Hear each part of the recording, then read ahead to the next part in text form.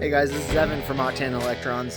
Today we're going to show you how to install the Euro Moto Electrics. I think it's a 450 watt Enduralast permanent magnet charging system on the BMW Airhead. So I'm actually doing some other testing, some other work on this bike, so this won't be like totally thorough start to finish because I'm going to be doing some other stuff, but I'll show you all the steps to complete it. Anyways, so this kit I know fits, I think, pretty much every model of Airhead out there. So 70 to 94, 95 or whatever it is. Don't quote me on that, but you can look it up on their website. We're going to be putting it here on this. This is a 1984 R100. It's not a CS despite the covers. It's like a, probably has just a /7 or maybe a T. Anyways, yeah, so I'll show you how to do it. You can see the parts I have them sitting there on the bike. So there's the rotor, the stator, and the voltage regulator rectifier. So anyways, we'll go, I'm going to move the camera, reposition it, and show you. To get started, we want to disconnect the battery, so I'm not going to show that, but obviously I'll pull the seat or lift the seat and disconnect the negative terminal of the battery. And then I'm going to go ahead and reposition everything, and we'll start pulling the old charging system off of the front of the bike. So I'm going to remove the timing cover and alternator cover up front. So let me get started on that, and I'll just, I'm going to try something new here and just leave the camera running while I do this, and I'll probably speed up some of the sections so it doesn't take forever, but I'm going to actually try and record, like, if I can get a good enough shot while I'm actually doing stuff instead of my normal just explaining it and then showing it afterwards. Okay, so anyways, disconnect the battery, and then I'm going to get started removing stuff off the front. All right, so I have the battery disconnected, and to get started, I'm going to pull the front cover. So on this 84 R100, the later cover here just has 2 bolts.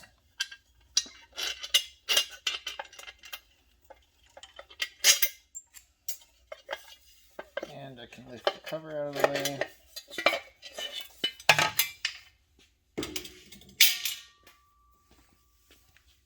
Okay, got to disconnect multiple things here. I'm also going to need to remove the tank in a minute, which I'll do. But basically, we're not using any of the wiring harness, the diode board. We're not using the stator or the rotor. So I'm going to start unplugging everything and get it all disconnected here.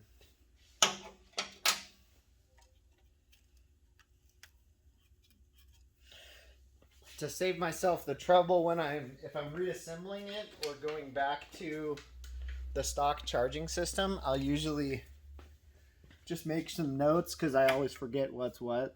So it's easy to just make some notes on what wire color went where. So this is a black. I'm going to write that down.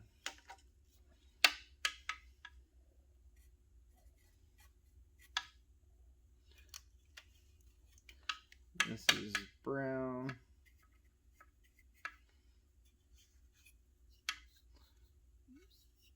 The other part of the field is black. These don't really matter, but I'll write them down anyways. Green, white, red. Okay. I'm going to go ahead and unplug these.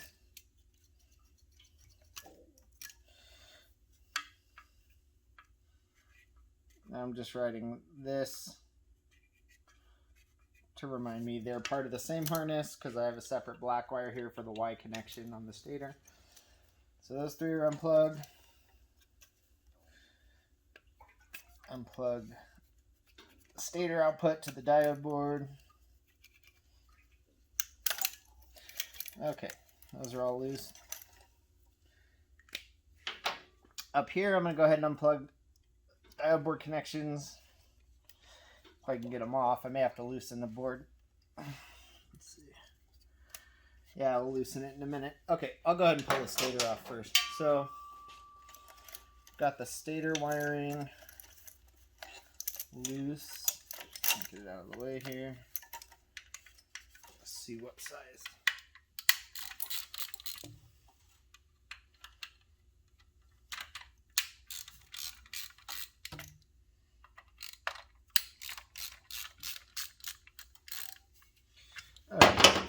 these 3 mounting bolts removed. Let me go to the other side so you can see clear.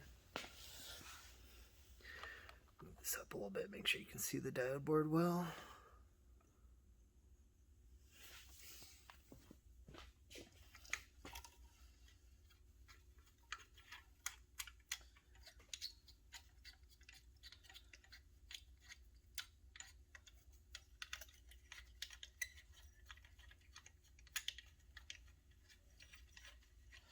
And if you forget to mark your connections and you had to go back to the stock charging system, you can always find diagrams and pictures and stuff online. I've done a bunch of these and I still forget which is which sometimes, so not a big deal. Okay, the mounting bolts removed. I can pull the stator cover assembly out of the way, and I can tell looking at this, yeah, still in decent shape. Brushes are a little worn, but not bad. Stator was good. Charging system worked great on this bike, so not like it had a problem. We're just doing some other improvements to it and working on a different voltage regulator here, which is why I'm putting this system on. Okay, now I need to remove the rotor. So the rotor removes with, you got to remove the original bolt in the center, and then you have to have a puller bolt here, which I have right here. So let me get the rotor removed. Let's see. Okay, this must be the right one. So on this Euro bike, the front cover was 5 mil, I think, Allen heads. The stator mounting bolts are 4 mils. Let's see if I can pop it loose. No. And this is the rotor bolt is a 6. Okay, let me reposition here, I think, and I'll pick this back up. Okay, so I have the rotor bolt loose now. What I did, without being able to put like an impact gun on it or something, the easiest way to do it is lift the rear wheel up and put the bike in gear, and then you can hold down the rear brake. So that'll basically help you lock up the motor, and then you can turn against it. And the bolt's generally not that tight, but you just need to hold the motor in place. So anyways, that's what I did to get it loose. And then it should just easily unscrew.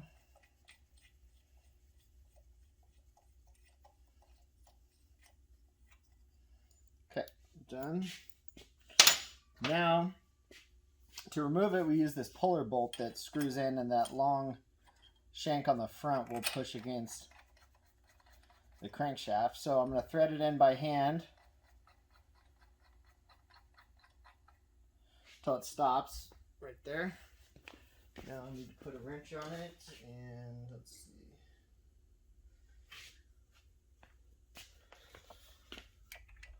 It looks like a 12.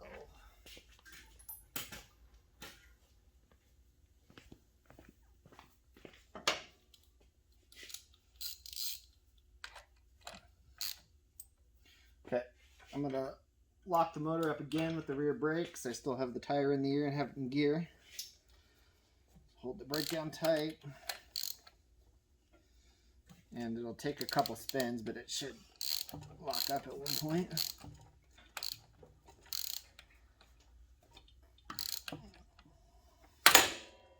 There we go.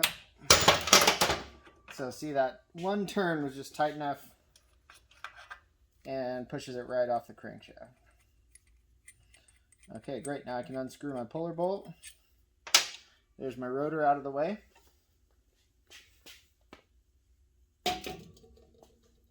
Okay.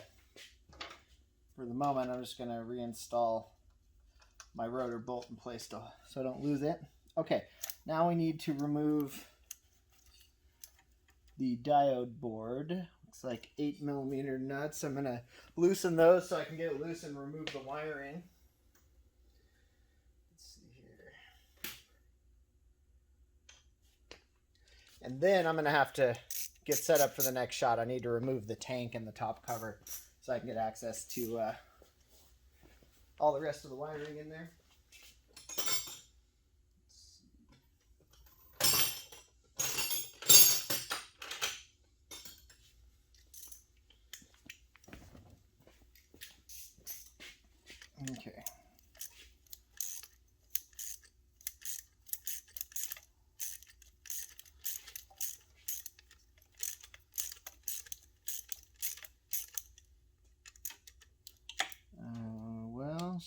as loose as this is, I have a feeling it's rubber. Yeah, it's the rubber mount style.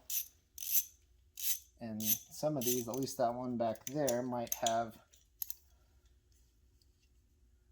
broken rubber because it seems like it's just spinning. So we'll see.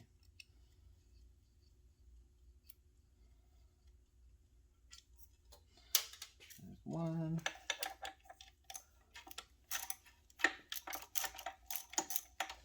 That one seems to come loose.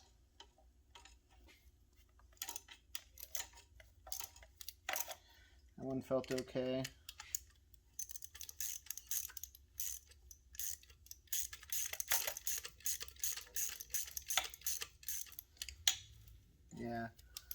Yeah, the rubber mounts are broken. Shoot. Well, you might find that. That wouldn't be too surprising on an old diode board. So that's fine. For a typical install of the Euro Moto kit, you're not reusing or putting anything back in this diode board location anyways. So, not a big deal. For what I'm ultimately doing on the bike, it's fine as well. I don't care.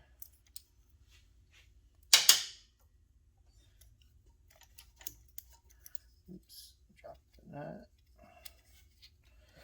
But I know Euro Moto Electrics is awesome. They have all the components for these things. They have the diode board mounts and stuff. So if you were just replacing your stock charging system parts, you can certainly get it from those guys.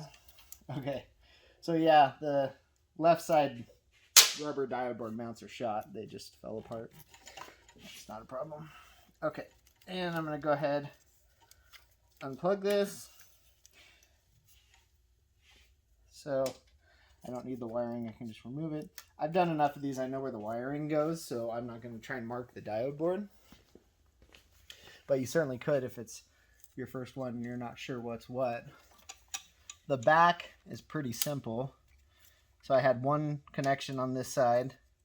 The back I have the stator harness, the 3 wires, green, red, and white I think, or black, that plug in a row. And then a blue wire plugs in the center. And remove that. And then I have the blue wire's the field coil control, I think. Oh, let's see if I can get this loose. I've got a ground on this side. And I have the main positive output, the big red wire here on this side. Of course, the wiring is old on this bike and kind of brittle. I can tell it's not in good shape, so it was working fine until it was all removed. Now that it's removed, probably a good idea. We're swapping the charging system on this one because this stuff is pretty crusty. Okay, there we go. And then my ground wire over here that runs to the diode board is basically installed behind the rubber, which is broken. So I'll probably just end up cutting that. One thing I do want to mention, because I've run into this before, when you reinstall these diode boards, make sure they always have a ground wire on the back that grounds it to the case. So this one had one on each side. You can see a brown wire here and a brown wire here that's still attached to the diode board. With this thing mounted in place, those grounds have to go to the 2 top mounting bolts. You cannot ground to the bottom mounting bolts because that's actually the positive side of the rectifier. So I've actually made that mistake before, thinking they were all ground potential, and they're not. So make sure you remember that. Okay, anyways, I'm going to cut that last wire, get the diode board out, and then we've removed everything we need to on the front.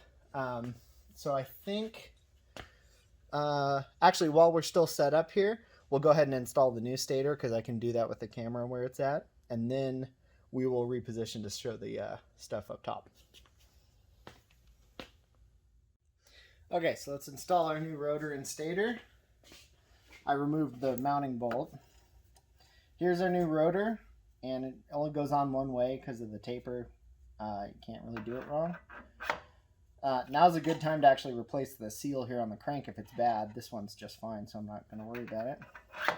Okay, so slide the rotor in place. There's nothing that keys or locks it or anything. You just slide it on however it fits.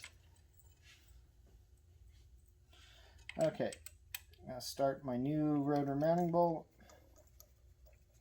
Has a lock washer on it. Couple of turns and it'll get through the rotor, and then you'll notice it loosens up because there's only threads at the end. So then push it all the way in and then start it screwing in again. Okay, there we go, tightening up. So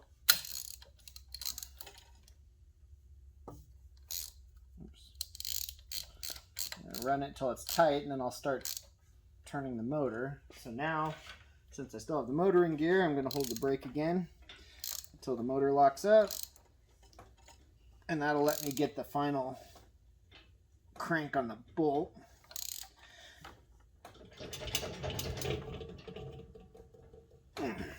Okay, make sure it's tight enough. Okay, good. New rotor's mounted. All right. Next step is the stator. So what you'll see with the Euro Moto stator, you have the stator here, and then you have a backing adapter and then a top adapter. What you have to check is, depending on the year and model of your bike, the top adapter is the same for all of them,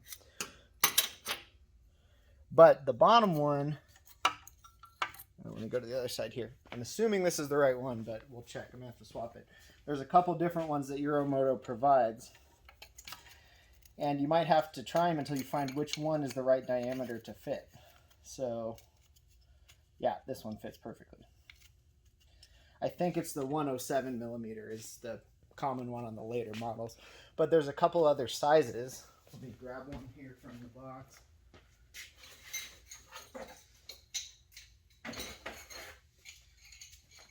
Yeah, I don't have them all separated. I have a lot of parts here, but you'll see that, I don't know which is which, but there's different adapter sizes for the base of the stator, because the stator is all one size for every year, but you can make it fit different cases with a different adapter plate.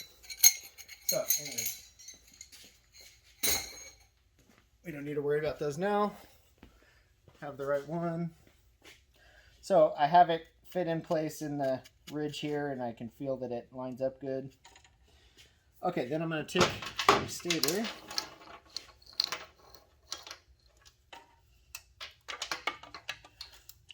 and it's going to slide over. And so here's the key. You have ridges on the stator, then you have mounting holes, and then you have your top plate. So you have to line this all up so the bolts will go all the way through both mounting plates and into the bolt holes in the case. So this can take a couple tries till you happen to get it lined up right.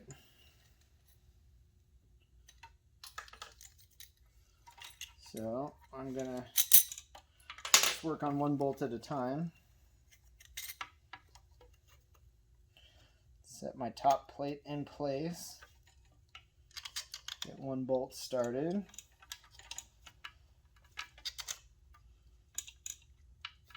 And I'll probably end up speeding this up because I'm sure this will be boring and take me a couple tries to get it right.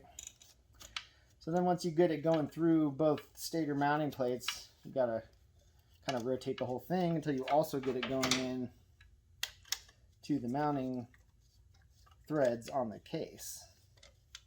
So there we go. I think I have that one started. It's kind of hard to feel it sometimes.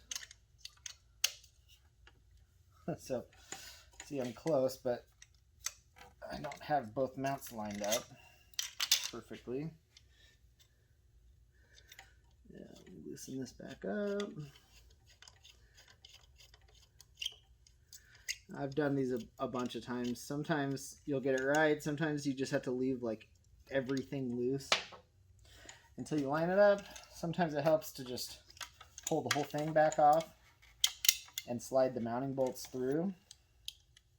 I'm going to try that here and see if I get it better, because I can tell I have the top plate crooked already, which is causing most of my alignment issues.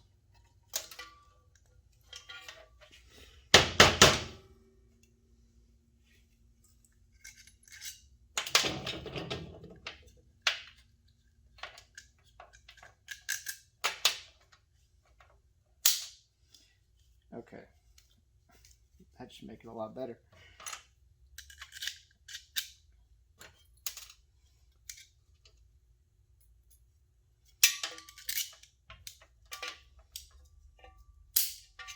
Alright, so I know you can't see it, but you can hear the clicking. That's the bolt sliding through. Alright. There we go. Now I have the plates together and I have the bolts run through, so I should be able to line it up pretty easily. Of course, you're also fighting the magnets in the flywheel, which makes it even more fun to line it all up right.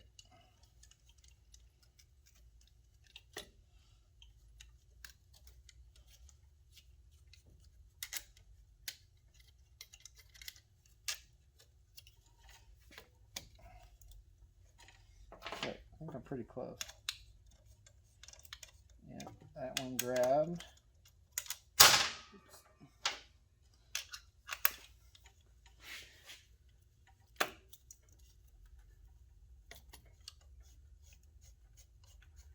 Okay, that one grabbed. And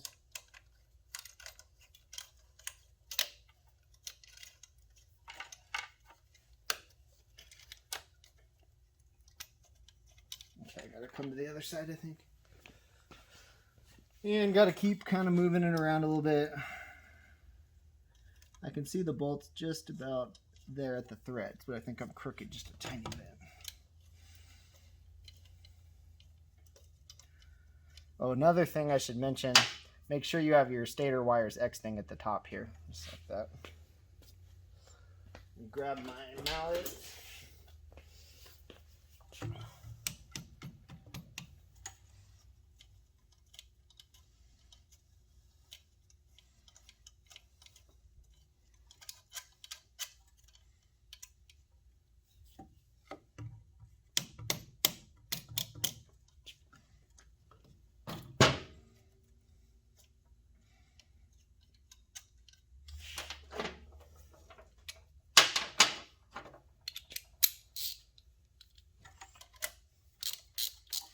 This one I can see the bolt is lined up, but the threads are not catching. Let me loosen the others just a bit.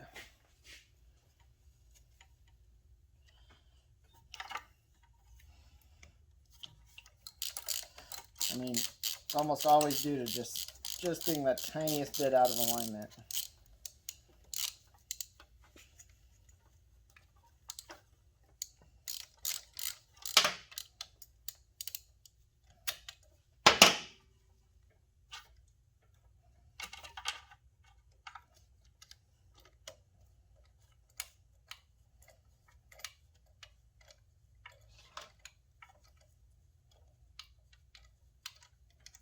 There we go. Okay. Now not much to it, just tighten them all down. Don't run them all in at once. I think it's way smarter to bring them all in like snug, because you don't want to like tweak this bad or anything, so I think it's better get them all snug against the top cover. And then I just run them in a little bit at a time, one by one. And that'll help pull the whole assembly into place gently.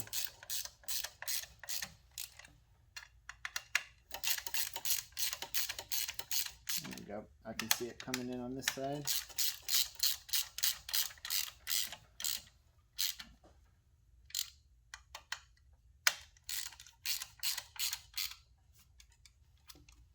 And no need to like way over tighten these either. Once you feel it snug up, just a little extra turn.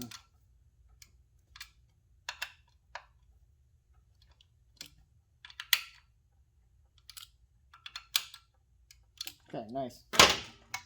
And I'm just going to check each side, make sure it's pulled in all the way and flat against the case, which it is and looks good. Okay, great. So there we go. So this stator I've had on another bike before, so I already have like terminals on it, and you'll see I have this little mounting bracket here So that I will slide into place. It's included with the kit, and it's useful because I use it to slide it into place, and then I'll mount it right there. I'll have to readjust everything, but I'll mount it there to the threads there, so it holds all the wiring in place nicely. Okay, so now we have our new stator and rotor in. So now we need to get the tank off and the top cover of the motor off so we can remove the rest of the old wiring and get the regulator installed and all that. So let me set that up. Okay, so next steps, I have the tank removed, and we need to get access to the top cover here so we can remove the rest of the wiring. So what I'm going to do here is remove the air filter intake, the air filter, and then the top cover. So sometimes this takes a little bit of moving stuff around to get it out, but we'll see. Okay, top cover comes off just by flipping these clips down with a screwdriver, real easy. I did that on both sides already. Slide my air filter out, set this aside. Okay, air box can leave alone. So now I need to get this top cover off. There's a 5mm Allen head on both sides. I already loosened. Remove those, and we'll see. Sometimes they pop off easily, sometimes they're kind of stuck. It is kind of a tight fit, so let's see if I can pop it up. Give it some taps with the hammer.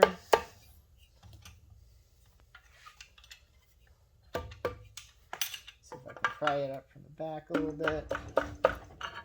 That helps. They're just a real tight fit on the top of the motor, so it can take a little bit of prying.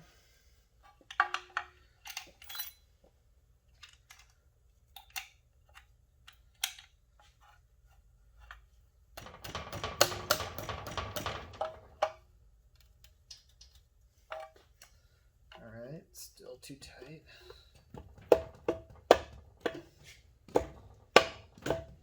See if I can tap it up from the bottom a little bit.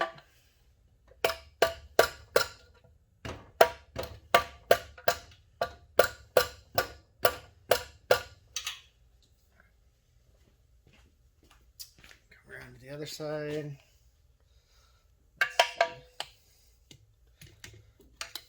It's not a great location to tap against here.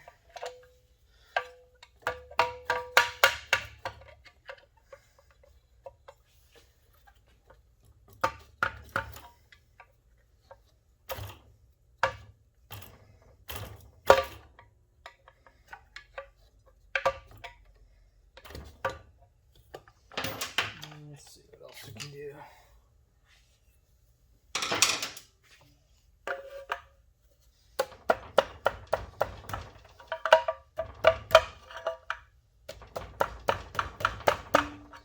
Yeah, definitely moving. Keep coming around, try the other side.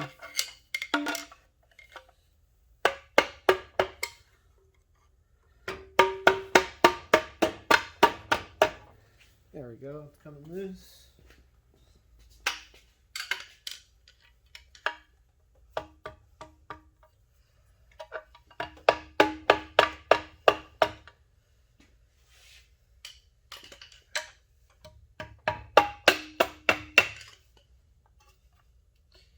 Oh, almost there.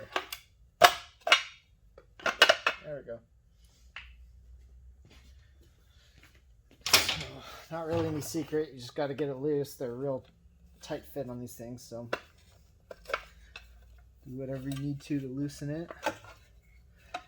And then you can slide it out one side or the other. Move all your throttle cables and choke cable and stuff out of the way. Okay. There we go. Okay, so now that that's loose, I'm going to see if I can reposition this. I'm probably going to have to go to the other side to show you better, but we have our wiring from the diode board is right here. One connector goes over to the voltage regulator, which is on the right side of the frame. So I've already unplugged it. I'll flip it around and show you. It's a 3-pin black connector like this, just unplugs right from the bottom of the regulator. So that's out. And then up at the top here is this plug here for the generator light. It's a 2-pin plastic plug with the blue wire and I think a brown in it. And I don't think there's a lock on it, I think. Yeah, just wiggle it apart. Okay, so that's loose. All right. So most of my harness is loose now, but the other side of it runs inside here. Look at the camera. Lift it up and see if I can show you okay. It's hard to see because I can't get the light down there very well. But right in there is the wire. The rest of this harness attaches to the starter relay. So let me see. I think I can. It's just a push on pin with a what do you call it? Spade terminal on it. So I should just be able to pry it off easily. Let's see here. Okay. Did I get it? I think I got it.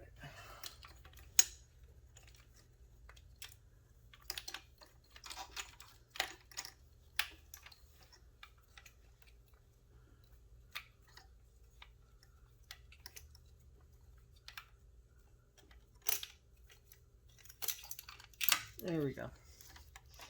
Okay, so yeah, those wires attach to the spade terminals that attach to the starter relay to trigger it. So now that I got that out, there's the rest of the harness. What we do need to run our wires through is this rubber grommet, because it's the grommet that seals the timing cover to the case up here, to the timing inner cover, I guess. So I'm going to use it with the new kit. I'm just going to, there should be, yeah, there's not a cut all the way through, so I'm going to cut a slit in it and take it off. Okay, and then I'm going to go to the other side and I'll show you the voltage regulator so I can remove that too. 1 second. All right, so here's the original voltage regulator that we don't need anymore because we now have a regulator and rectifier combined, which is why we don't need the diode board or the original regulator. So on this model, it's just 2 Phillips screws that attach it to the frame. I'm going to move those. Sorry, I'm blocking the view here for a second.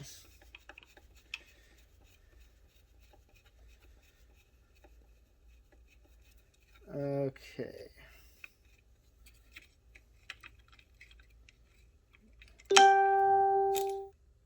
Sorry, recording using my phone here, so it's beeping. Okay, so that's out. I'm going to put the screws back in place so I don't lose them here. Okay, so now as far as the installation video here goes, I'm not doing any other permanent install parts because I'm doing some other testing and stuff with this bike. So what I am going to show you is how you would now, I'm not going to like permanently do it, but I'm just going to show you the regulator and how you would connect and install the regulator rectifier from the Euro Moto kit. And I'm not going to mount it or anything, but I'll show you the idea. And that'll basically complete the install here for, you know, what you would do if you were installing their kit as is. So hang on a second here. Let me get the regulator and I'll show you the wiring. Okay, so I have our connections made to show you some suggestions here. You wouldn't really want to permanently mount the regulator here. It does fit, but being underneath the tank, it doesn't get great airflow or anything. The Euro Moto instructions say to mount it like on the side of the bike back by the battery. I would do something like that. I'm not recommending this. This is just convenient to show you. And it does fit. You could. It's just airflow is really not ideal here. Anyways, the regulator has to be mounted and grounded to the frame. It does ground through the metal chassis of the regulator. So I also have a separate, when I install these, I use a separate ground wire that ties to the like housing of the regulator and the frame and back to battery negative, just to make sure I have good grounding all around. And then I'm going to go to the other side and show you the connections because I have everything over there. So 1 sec, let me move. Okay, so now I'm showing you all the connections. So we have two wires coming off of our stator, right? These two yellow wires. They will both go to the two yellow wires right here that come out of the regulator, and they can go in any order, either yellow to either yellow. There's no polarity there. Okay, and then up here we have more wires from the regulator. We have the two reds that are tied together. They go directly to battery positive. So you'll see I have a red here. Kind of hard to see, but it runs back here and right to my battery positive. The green wire that I had showed you is right here, attached to my, oops, can't see it well, attached to my battery negative terminal. It runs through this harness I made all the way back over and grounds to my regulator mounting bolt and to the frame. Okay, then this is where people get confused. We have the black and the white wire from the regulator. So black wire is necessary to be a switched hot. So it's what tells the regulator that the key is on, and it's the basically it's the voltage reference for the regulator. So it's important that that be a good, basically a good key switched connection to the battery positive terminal. On most of the BMWs, that's a green wire with a blue stripe. So if your wiring is in good shape, an easy place to connect it is right here where the green with the blue stripe attaches to the coil.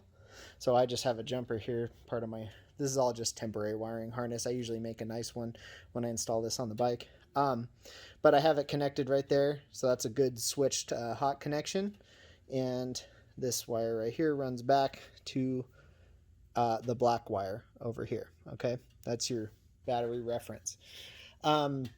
There's also a good spot, I think, even in their instructions up front in the headlight bucket, which obviously I don't have a part, but if you had the headlight glass out, on the terminal board there's a terminal where the green with the blue stripe wires connect, and that's probably a better place to do it because it's clean and protected. And you know, I've done it this way plenty of times at the coil, but that's a nice way to do it too.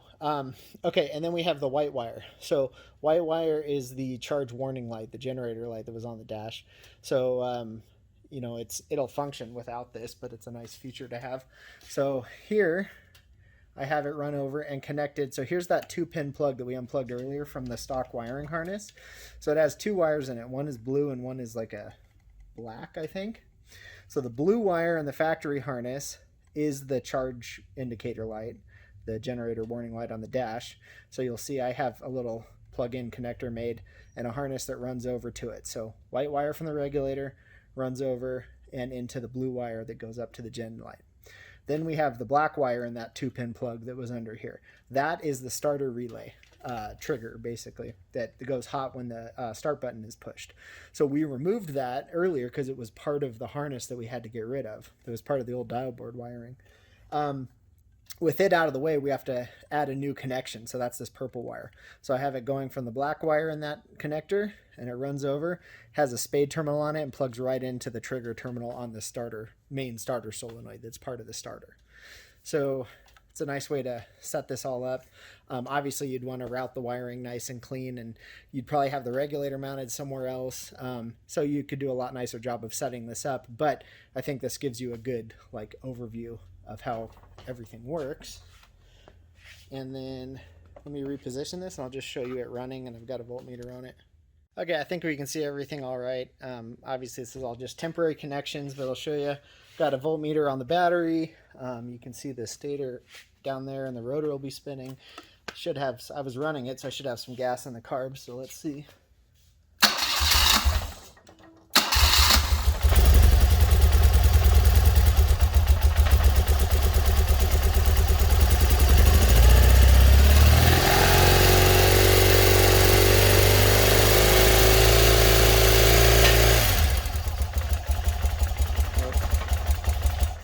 Knocking parts off the bike. So anyways, you can see the charging system works great. This system, since it's a single phase, a 2-wire stator, doesn't produce a lot right at idle. It's better than the stock system, but it's not a ton of power. But you get tons of power higher up in the RPM range. So for like normal riding, this system's awesome, and you can run your heated grips and vest and lights whenever you want. So anyways, hope that helps. This is a not totally thorough, but a really good primer on installing the Euro Moto permanent magnet Enduralast 450 watt system. I highly recommend it. Awesome upgrade on Airheads, and those guys are the best at Euro Moto. So definitely check it out. So anyways, yeah, hope this helps. See ya.